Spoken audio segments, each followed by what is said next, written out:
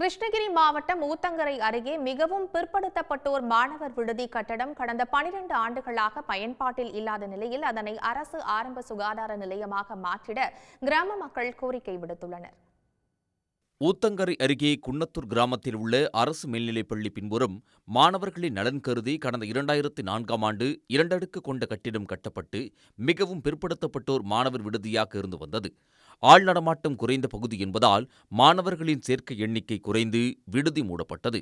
தொடர்ந்து 12 ஆண்டு காலமாக அந்த கட்டிடம் மூடப்பட்டுள்ளதால் அந்த கட்டிடத்தினை சமூக விரோதிகள் மது உள்ளிட்ட பல்வேறு சமூக விரோத செயல்களுக்கு பயன்படுத்தி வருகின்றனர்.